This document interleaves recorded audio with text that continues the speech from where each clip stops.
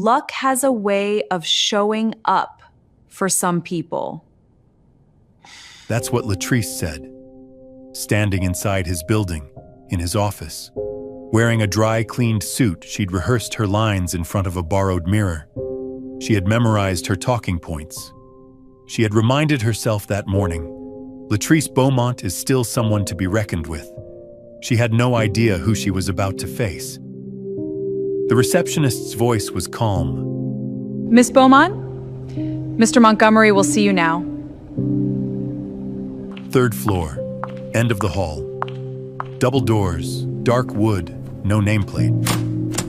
The chair behind the desk was turned away, facing the Houston skyline, floor-to-ceiling glass, an entire city laid out like a blueprint. She straightened her jacket. Good morning. I'm Latrice Beaumont. I have a 10 o'clock. The chair turned. Hello, Latrice. She didn't move. Couldn't move. Her portfolio hit the floor. Resume, references, talking points, scattering like a deck of cards across polished concrete. Zaya, this company is yours? How is that even possible? He looked at her across the desk. Not wounded, not angry. Just completely, terribly clear. Have a seat, he said. She sat before her composure could negotiate the terms, but to understand why that moment hit her like a verdict. Let me take you back to the fall of 2013, when a 26-year-old Zaire Montgomery first met Latrice Beaumont at a community fundraiser on Emancipation Avenue in Houston. She was radiant, sharp-tongued and fiercely ambitious in a way he genuinely admired. She had grown up with very little, same as him, and she wore her hunger for more like a second skin. He fell in love with that. They married in 2014 at Wheeler Avenue Baptist Church, with Mama Dolores crying through the whole ceremony and Zaire's best friend, Malik Caldwell, standing as best man in a suit that was one size too large. For 8 years, Zaire worked, long shifts in the Houston heat. He came home, showered, and went to his corner of the kitchen table to study. Construction engineering, software systems, structural design. He had a mind like a blueprint, precise, methodical, nothing wasted. He was always building towards something. He just hadn't yet put a name to it. Latrice was building too. Her PR firm grew. Her client list grew. And somewhere along the way, so did her quiet contempt for the man beside her. The man who still wore work boots to dinner, who didn't own a single designer suit, who had become, in her privately shifting opinion, no longer enough. She never said it out loud. She just started coming home later, taking calls in the other room. Looking at Zaire the way you look at furniture you've stopped noticing, not with hatred, but with the kind of indifference that is almost worse. And then Jermaine Knox entered the picture. Zaire discovered the affair on an ordinary Tuesday morning, not through confrontation, not through confession, but through a text message on Latrice's phone while he was looking up a restaurant address. He stood in the kitchen of the house his parents had left him, gripped the counter's edge, and went absolutely still. He set the phone down. He poured his coffee, and he went to work. That kind of stillness is not weakness. Any woman who has ever watched a good man hold his pain together with both hands knows exactly what that silence means. On the day the judge signed the divorce papers, Mama Dolores was waiting in the courthouse parking lot on Capitol Street with an umbrella and a face like carved mahogany. She held her son in the rain for a long moment. Then she pulled back and said, "Son, they can take the house and the truck, but they cannot take your mind or your hands. Now go build again, from the foundation up." He didn't know it yet, but those 14 words were about to become the cornerstone of a $280 million company. Stay with us, because what Zaire did next, in the darkest season of his life, is the part of this story that will change the way you think about what it means to start over. The couch in Mama Dolores' living room on Tierwester Street had a spring that caught you right in the middle of the back if you shifted wrong in the night. Zaire knew that spring well by the end of the first week. He'd lie there staring at the water stain on the ceiling, listening to the neighborhood dogs bark at nothing, running calculations in his head until exhaustion finally pulled him under. 42 years old, sleeping on his mother's couch, starting from zero. And somehow, underneath all the grief, something in him felt strangely clear. That clarity has a name. Psychologists call it post-traumatic growth, and it is very real. When a person loses the weight they didn't realize they'd been carrying, a marriage built on slowly accumulating contempt, a version of themselves that had spent years shrinking to fit someone else's comfort. The sudden absence of that pressure can feel, paradoxically, like oxygen returning to a room. The pain doesn't disappear. But for the first time in years, there is enough space to breathe, enough space to build. Zaire got up every morning at 5 o'clock. He made coffee in Mama Dolores' old percolator, the one she'd owned since 1987 that sounded like a small locomotive clearing its throat. And he sat at the kitchen table in the blue dark before sunrise, and he wrote code. He had been developing the framework for something he called Project Foundation for almost 2 years, a predictive AI software platform designed to identify structural weaknesses in buildings and construction sites in real time. He'd worked on it in stolen hours, quietly, because Latresse had never been particularly interested in what he was doing at that kitchen table. She assumed it was a hobby. It was not a hobby. During the day, he pulled double shifts with a construction firm off the I-10 corridor. Every evening he came home, washed off the day, ate what Mama Dolores had left warming on the stove, her slow-cooked black-eyed peas, her fried chicken with the crisp edges that tasted like every Saturday morning from childhood. And then he sat back down beneath that yellow kitchen light and went back to building. Mama Dolores kept him company sometimes, folding laundry or peeling sweet potatoes, telling slow stories about neighbors and old friends. She never brought up Latresse. She just talked, steady and low, like a creek running over familiar stones. And those evenings became the ones where the loneliness felt most survivable. Some nights after she went to bed, he sat alone and let the grief come. Not loudly, not dramatically. He simply sat with it, the way a man sits with a thing he cannot fix, until it moved through him and left him quiet again. Then he set his alarm for 5 o'clock and did it all over. Behavioral researchers call this constructive emotional compartmentalization, the discipline of feeling pain fully in its proper time and place, without letting it contaminate every other area of functioning. It is not suppression. Suppression is dangerous, and it always costs more than it saves. This is something different. A man who grieved at midnight and still showed up at 5.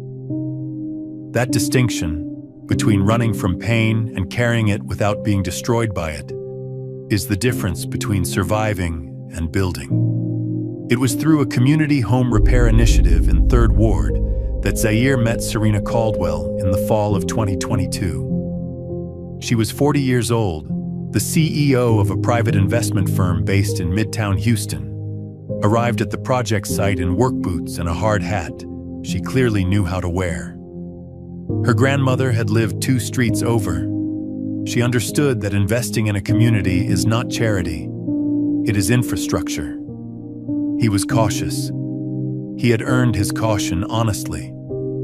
But Serena was patient in a way that disarmed him slowly. She began stopping by Mama Dolores's house on Thursday evenings, sometimes with food from a place she liked on Old Spanish Trail, sometimes with something she had cooked herself.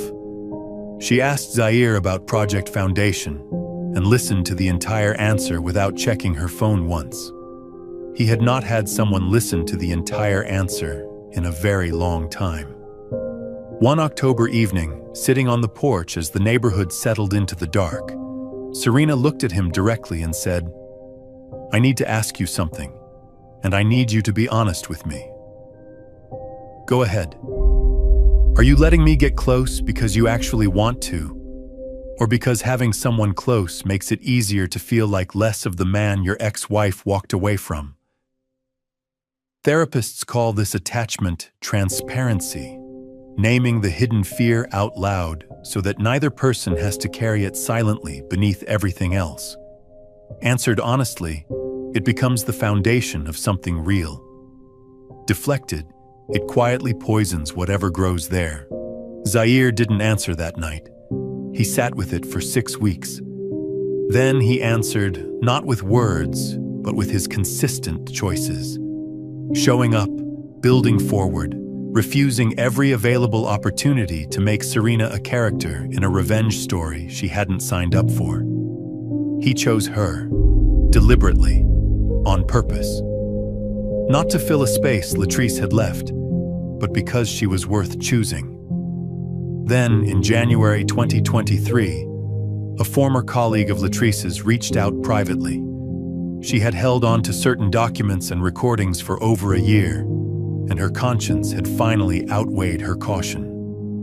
Zaire opened the files alone at the kitchen table on a Thursday night. What he found stopped him cold. The affair had begun 18 months before the divorce filing, not 3 months as he had assumed. Recorded conversations between Latrice and Germain detailed a coordinated financial strategy, which accounts to move, which assets to claim, when to file. In one exchange, Latrice's voice was relaxed, almost casual. By the time he figures it out, there won't be anything left to figure out. Zaire turned his phone face down on the table. He pressed both palms flat against the wood and stayed there, breathing. Then quietly, he struck the table once, hard enough to split the skin across 2 knuckles. Mama Dolores appeared in the doorway in her robe. She looked at his hand, then at his face, moved without a word to the cabinet for the first aid kit, and sat across from him. She wrapped his hand carefully and let the silence hold. Finally, she said, "What are you going to do with it?" "Chite, keep building." She nodded once. "Good." He forwarded everything to Malik Caldwell that same night. Malik reviewed the materials the next morning and said, "This is actionable, whenever you're ready." Zaire said he wasn't ready yet. He had something to finish first. What psychologists call long game thinking, the ability to delay a powerful response in favor of a more considered and ultimately more consequential one, is extraordinarily rare. And it almost always produces a more lasting outcome than any immediate reaction could. He chose to build first. Let the work speak first. Let the truth follow in its own time. By 2023, Montgomery Dynamics was incorporated. By early 2024, the company had secured a major infrastructure contract with the city of Houston, one that nearly collapsed when a coordinated rumor campaign, quietly run by Germain through industry back channels, began casting doubt on Zaire's professional history. The contract held, narrowly, because Serena stepped in with a critical early-stage investment. By June 2025, Montgomery Dynamics carried a valuation of $280 million. Zaire still returned to Third Ward on weekends to mentor young men from the neighborhood, not for recognition, but because those were his people. Meanwhile, Latrice's PR firm had collapsed. Germain had been far more interested in what she could provide than in anything lasting. By 2025, she was living at her aunt's house in Sunnyside, mounting bills, shrinking options, a name that no longer opened the doors it once had. She found the Montgomery Dynamics listing on a Thursday in April. The CEO was listed simply as Z. Montgomery. She saw no reason to look deeper than that. She had no idea. When the ground gives out beneath you, don't spend what remains chasing the people who pulled it away. Use every ounce of that energy to build something they never imagined you were capable of. Family, community, and the quiet discipline of showing up. Those are the strongest foundations anyone can stand on when life's storms arrive. Zaire had proof of everything Latrice did, documented, dated, and ready to use. And he chose to wait 3 years before acting on it. Was that wisdom, or did he wait too long? Drop your answer right now. Just 2 words. Pure wisdom, or too long. And if this story reminds you of someone you know, or something you've lived through yourself, tell us. We're reading every single comment. Hold on, because what happened the moment that office door opened and the chair slowly turned around is the part of this story that nobody in that room will ever forget.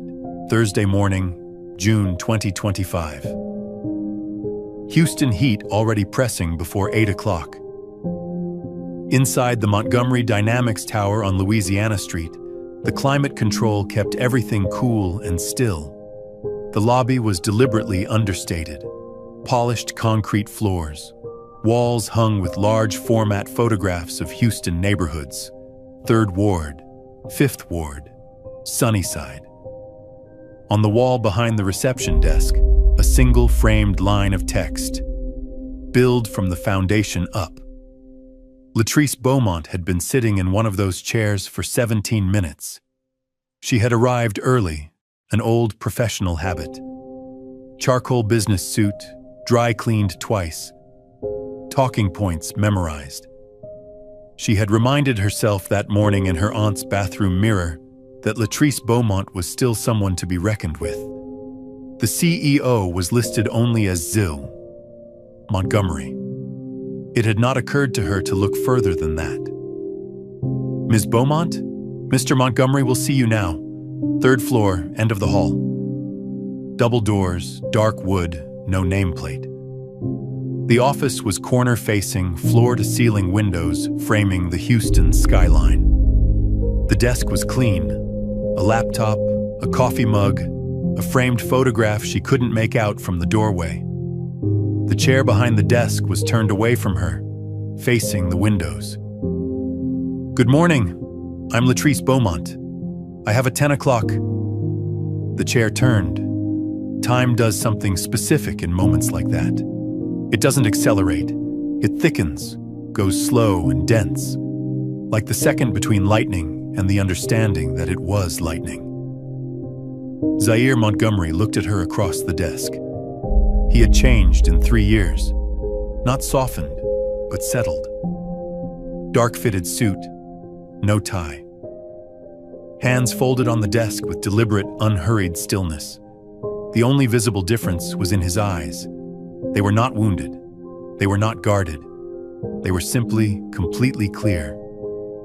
He said, in a voice exactly as she remembered it. Deep, measured, calm. Hello, Latrice. She stood without moving for 3 full seconds. Then her portfolio slipped. Her resume, her references, her printed talking points. They scattered across the polished floor between them like a deck of cards dropped mid-shuffle. She did not bend to pick them up. Zaire. Her voice came out entirely wrong. This company is yours? How is that possible? Have a seat, he said. She sat before her composure could negotiate the terms. What was happening in that room was a near-perfect example of what psychologists call a narcissistic collapse trigger, a sudden confrontation with a reality that dismantles the internal story a person has been using to protect themselves from guilt. For 3 years, Latrice had maintained a mental framework in which Zaire was the limitation she had outgrown. That story was armor. It was the version of events that made what she had done survivable to live with. The moment that chair turned, the entire framework collapsed. Not because someone told her she was wrong, because the evidence was sitting directly across from her in a $280 million suit with the Houston skyline at his back. Her first instinct was to reach for arrogance, not out of cruelty, out of survival. "Well, you did well for yourself." A beat. Luck has a way of showing up for some people. Zaire looked at her quietly. Then, "Your resume is strong. 12 years in public relations. I reviewed it before you came in. But at Montgomery Dynamics, the quality we value above everything else is loyalty. The kind that holds when circumstances are difficult. The kind that doesn't dissolve when something more convenient appears. Loyalty, as I recall, was the very thing you told me no longer existed between us." The composure cracked. Not completely, but visibly. "That was years ago, Zaire. I have changed." He leaned forward and slid a folder across the desk. Cream-colored, thick, no label on the cover. "Open it," he said. The first page was a property transfer document dated October 2021. It bore Zaire's signature. Zaire had not signed it. The forensic handwriting analysis attached behind it confirmed the forgery in clinical, unambiguous language. The subject of the transfer: the family home on Cleburne Street, purchased over 30 years by his parents, one payment at a time. She turned the page. A transcript of an audio recording, dated March 2021, 4 months before Zaire had any confirmed knowledge of the affair. Latrice's voice and Germain's, which accounts to access, when to file, how to position the asset claims. Near the end, Latrice's voice carried a note of ease. By the time he figures it out, there won't be anything left to figure out. What Zaire had done is what therapists describe as confronting from earned authority. He did not arrive powered by resentment. He arrived having done the interior work of grief, the practical work of building, and the strategic work of patience. 3 years of it. That combination meant the truth landed not as an attack, but as a verdict. And a verdict delivered from genuine strength carries a weight that no emotional outburst ever fully achieves. Latrice sat with those pages for a long time. Then the last of the arrogance left, completely, quietly, like a tide that had finally reached the waterline. What remained was not the woman who had walked out of a courthouse in red lipstick 3 years ago. Something smaller, more frightened, more honest. She covered her face with both hands. "Zaire, I am so sorry. I was completely wrong. Please, I need this position. I have nothing left. My firm closed. Germain is gone. I have been at my aunt's house for 8 months. Just give me a chance." He let her finish. He had learned patience as a practiced discipline, and he had enough of it now to sit quietly while she said everything she needed to say. When she finally went still, the office was very quiet. Through the windows behind him, Houston carried on, indifferent, enormous, and completely unbothered. The truth does not need to be rushed. Given time and documentation, it finds its own way back to the surface, and when it arrives with everything intact. What happened next, the moment the door behind Latrice opened, is the part of this story that completes everything that came before it. The door opened without a knock. Malik Caldwell entered first, composed, sharp-suited, leather legal portfolio under his arm. He set it on the corner of Zaire's desk without addressing Latrice, and took a position near the window with the calm detachment of a man who has spent 20 years in rooms like this one. Behind Malik came Mama Dolores Montgomery, 68 years old. She carried in her bearing the particular authority that develops in women who have survived enough of life to no longer be intimidated by any room they walk into. Deep plum dress. She moved to the center of the office, stopped, and looked at Latrice Beaumont. Not with anger, not with theater, but with the clear and steady gaze of someone conducting a full assessment. Latrice saw her and went completely still. Mama Dolores spoke first. Her voice was quiet, southern, the kind that does not raise itself because it carries its own weight without assistance. Girl, you took my son's house, the house his father and I spent 30 years paying for. You took the truck he rebuilt with his own hands. You emptied the accounts they had built together. You signed his name on documents he never saw. A pause. And now you are sitting inside the building he raised from the ashes of everything you took, asking for a position. Latrice drew breath to speak. Mama Dolores raised one hand. Gentle, absolute. I am not finished. I was in that parking lot on Capitol Street the day he walked out of that courthouse. I watched my son stand in the rain with $40 and a wet bag. And I want you to know something. Her voice remained even. I did not see him break. Not in front of me, not in front of anyone in this city. Not once. Her eyes moved briefly to Zaire, then returned to Latrice. That is not fortune. That is character under pressure. There is a difference. What Mama Dolores was doing is what researchers call moral witnessing, standing present in a moment of reckoning and naming clearly, with full authority, what occurred, what was done to whom, and at what cost.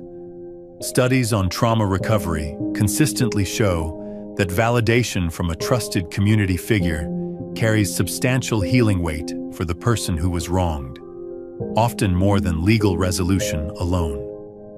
This moment provided what 3 years of documentation could not. The truth stated plainly in shared space by someone who had watched it all. Malik opened his portfolio and set 2 documents on the corner of the desk. Zaire looked at Latrice. Malik has held this documentation for 2 years. We've been deciding what to do with it and when. She shook her head. Zaire, I know what I did, but Jermaine wasn't who I thought he was either. I was afraid. I had grown up with nothing, and I was terrified of going back to nothing. And I made choices out of that fear that I cannot undo. Her voice fraying now. I am not asking you to pretend none of it happened. I am asking you, as someone who once knew me, to consider that people are more than the worst things they've done. There was a long pause. Zaire looked at her, and his expression did not carry triumph. It did not carry satisfaction. It carried something considerably harder to arrive at than either of those things. It carried understanding. I know where you came from, he said. I was there with you all those years. I know what that fear of having nothing feels like in your chest at night. That fear is real. A pause. But I never thought you were nothing, Latrice. I never once believed that about you. You did. And everything you did to me, I believe now, came from that place more than anywhere else. She covered her mouth with both hands. That was always the real problem between us. Not my salary, not my truck, not my suits. You never believed, deep down, that you deserved something stable and honest. So when it was standing right in front of you, you reached past it for something louder. Something more consistent with the story you'd always told yourself about what your life was allowed to be. Psychologists describe this pattern as scarcity-rooted self-sabotage, particularly common among individuals whose early lives were defined by material instability.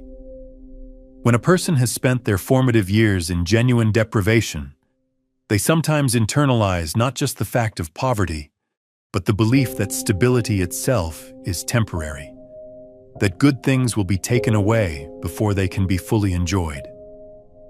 Out of that belief, they sometimes, unconsciously, without malice, move to dismantle the very things they have worked hardest to obtain. Not because they want destruction, but because at the deepest level, they cannot make themselves believe the good thing is theirs to keep. This is not an excuse. Understanding why something happened and excusing it are two entirely different acts. But wisdom requires holding both simultaneously: the full accountability for the harm caused, and the full humanity of the person who caused it. Zaire had arrived at that understanding. It had taken time, but he had arrived. The second door opened. Serena Caldwell walked in and crossed to where Zaire stood, positioning herself beside him, not as a statement, just as a natural fact of where she belonged. She looked at him first.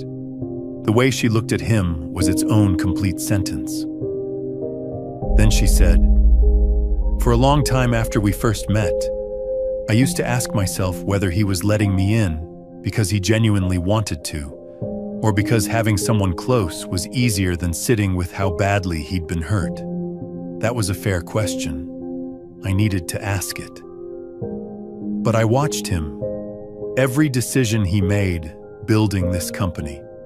Every moment when the easier choice was to let the anger drive, and he chose something harder instead. The way he treated his mother. The way he went back to Third Ward, not because anyone was watching, but because those were his people. The way he built Montgomery dynamics without ever making it about settling a score." A pause. There is a difference between building to defeat someone and building to become someone. He was always doing the second thing. She rested her hand briefly on his arm, then stepped back. Latrice watched all of this from her chair. The way Serena stood beside him, the quiet, mutual recognition between two people who have built something honest together. The full, unobstructed view of everything she had walked away from.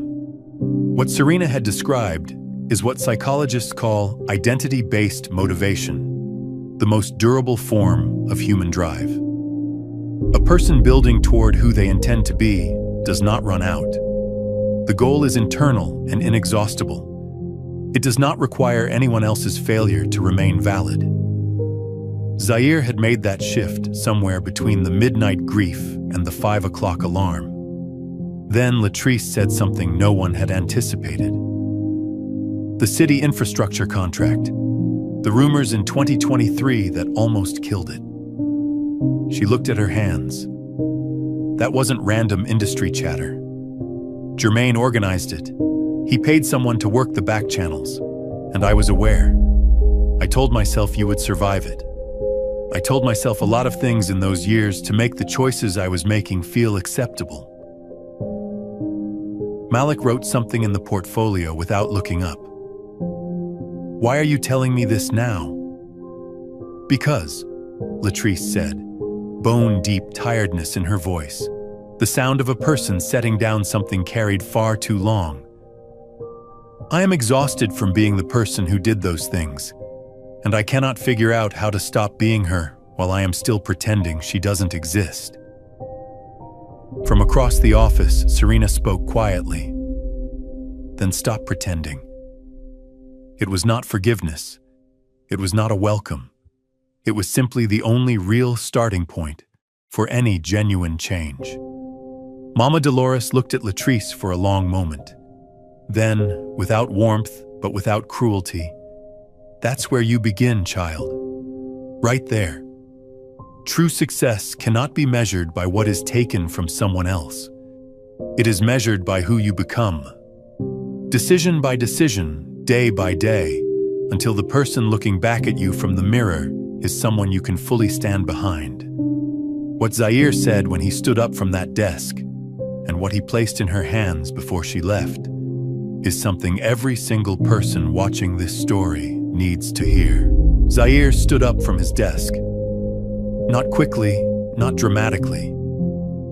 He rose the way a man rises when a meeting has reached its natural conclusion, with a settled finality that carries more authority than any raised voice could. He walked to the window and looked out over Houston. Third Ward, somewhere behind the glass. The street where his parents had lived. The courthouse parking lot where his mother had held him in the rain. He turned back. Latrice, you have real professional ability. 12 years in public relations doesn't disappear because a firm closes. That knowledge is yours. It was never the problem. But this company is built on a specific kind of trust.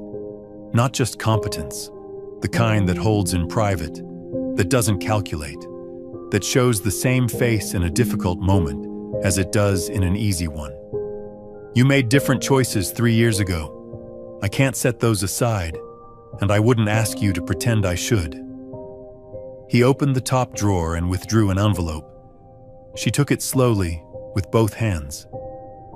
That envelope contains a bank check covering 6 months of rent.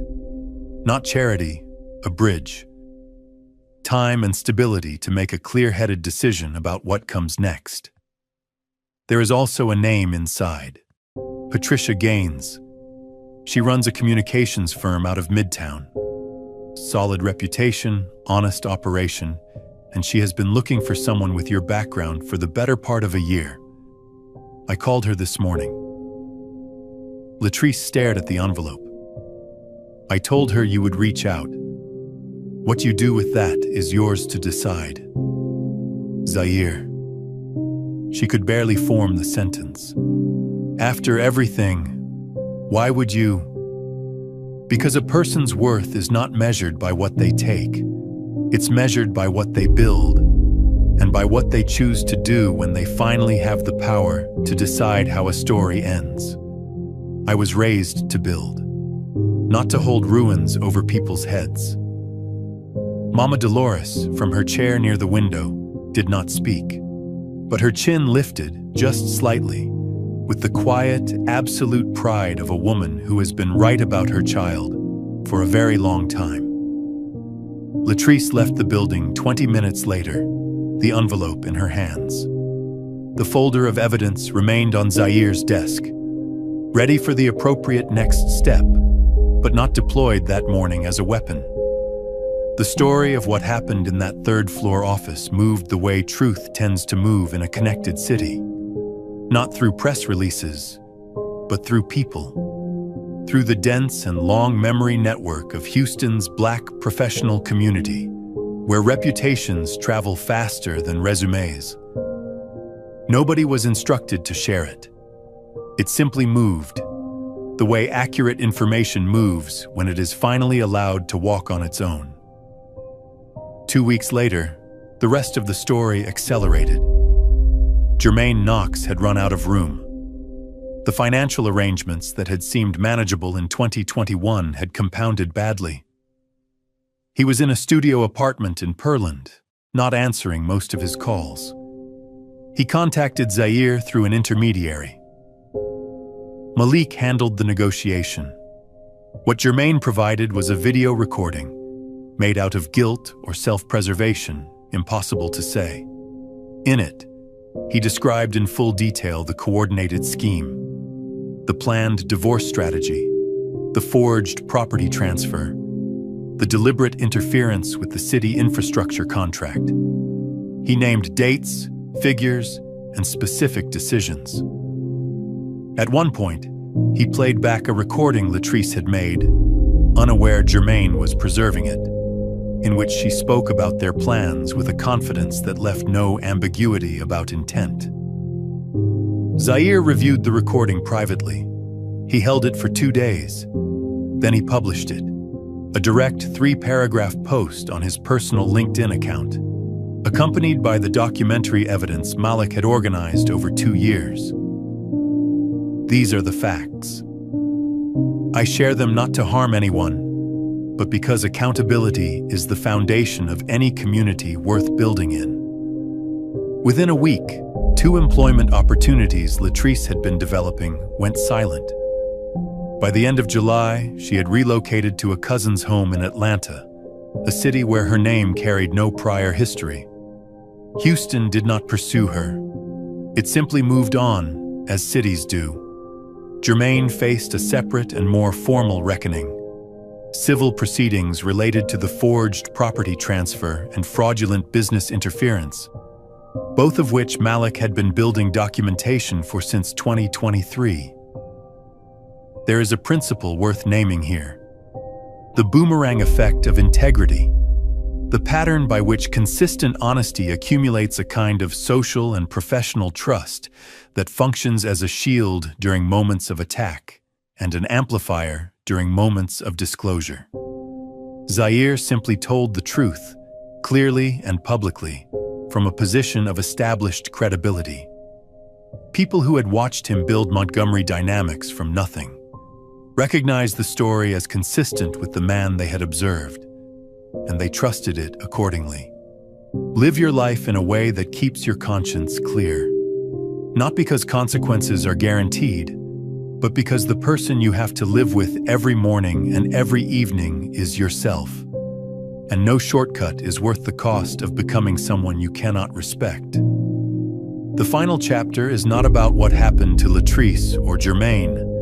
It is about a wedding in the woodlands, a young oak tree planted in a front yard, and 2 cups of tea on a back porch as the September evening came in soft. That is the part worth staying for. The wedding was small, intentionally, deliberately, stubbornly small. Saturday afternoon, late September 2025. The backyard of Zaire and Serena's home in the woodlands, a pale stone house on a quiet cul-de-sac surrounded by pine trees, back porch facing a wide open yard, and a sky so blue, it looked like something a person would have to earn. Mama Dolores arrived early, the way she always arrived at anything that mattered. Deep plum dress, a hat with strong opinions of its own. She walked the backyard slowly, straightening a ribbon here, adjusting a chair there. When Serena came out through the back door, ivory dress, simple, entirely right for who she was, Mama Dolores stopped and looked at her for a long moment. Then she nodded, once, firmly. "You'll do," she said. Serena laughed. "That may be the kindest thing you've ever said to me." "Don't push it." Malik Caldwell stood at the front in a suit that finally fit correctly, a detail he would later acknowledge had taken an embarrassingly long time to resolve. When Zaire came around the side of the house and walked toward the small gathering of 30-some people, the right number, the actual people, no performance required, he moved with the ease of a man who has arrived somewhere he always knew he was heading. A single guitarist from the community center on Blodgett Street in 3rd Ward played something slow and warm while the late September light came down through the pine trees in long bars of gold. The vows were private. Neither Zaire nor Serena had been willing to make them a performance. What they said to each other, they said quietly, facing each other, with the people who loved them bearing witness to the shape of it without requiring every word. Afterward, there was food. Mama Dolores had been in that kitchen since 7 in the morning, and the evidence was extraordinary.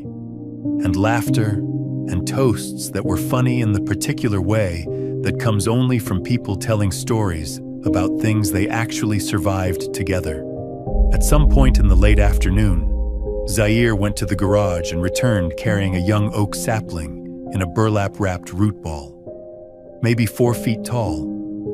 Slender trunk, leaves new and bright. He carried it to the front yard.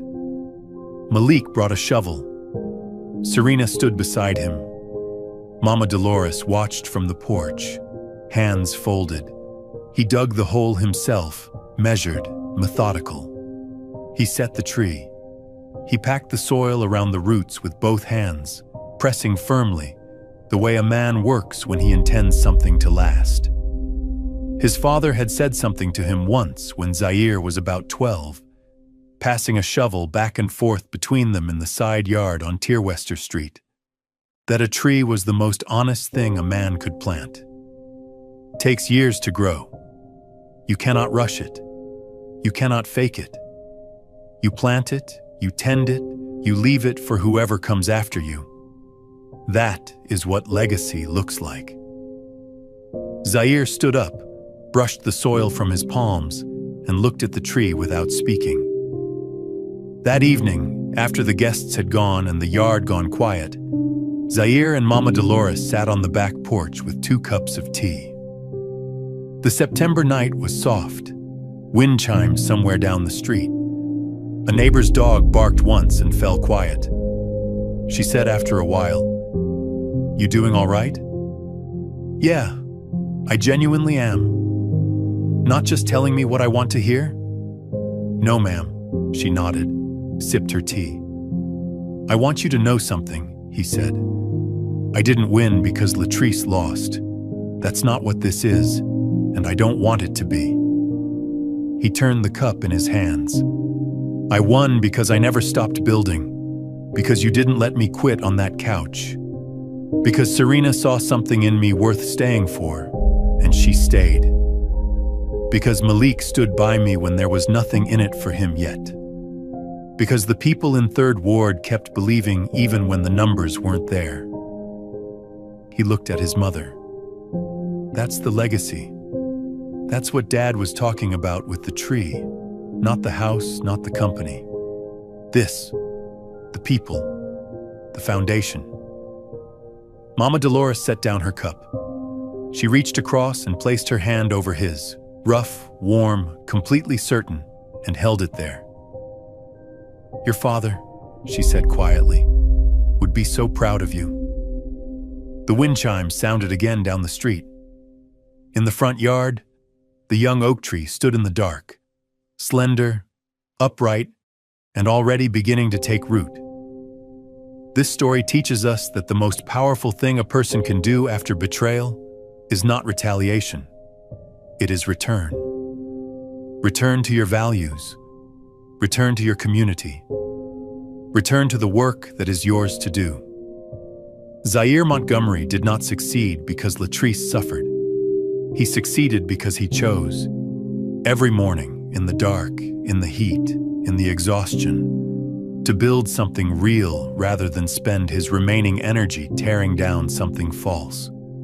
For every good man who has ever been taken for granted, for every person who laid a foundation that someone else stood on while quietly planning their exit, for every son, grandson, brother, or husband carrying something heavy and refusing to let it show, know this: the foundation does not disappear when they leave.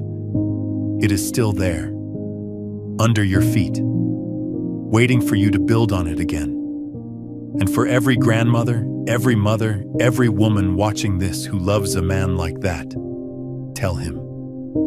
Tell him what Mama Dolores said in the rain on Capitol Street. They can take the house. They can take the truck. But they cannot take your mind or your hands.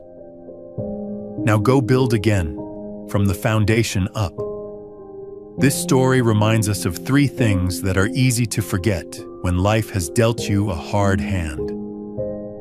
First, the people who walk away from you while you are still unfinished are not qualified to write the final verdict on your worth. Zaire did not become less valuable the moment Latrice decided he was. Her opinion was not the truth. It was just the loudest thing in the room at the time. Second, grief and productivity are not opposites. Zaire wept at midnight and coded at 5 in the morning. He did not wait until the pain was gone to begin building. If you are sitting with something heavy right now, you do not need to resolve it before you act. Pick one small, concrete thing you have been putting off. One phone call, one drawer cleaned out, one morning walk, and do it today. Inside the grief, not after it. Third, loyalty given to the wrong person is not wasted, it is transferred. Every ounce of care and faithfulness Zaire poured into that marriage did not disappear when it ended. It became the character that built the company. Nothing honest that you have ever given is truly lost. It lives in who you have become. That is what the oak tree in the front yard means. Not triumph, not revenge. Just a man who kept his hands in the soil long enough for something real to take root. This story was written by a human, supported by AI. It's not grand, it only hopes to gently touch your heart.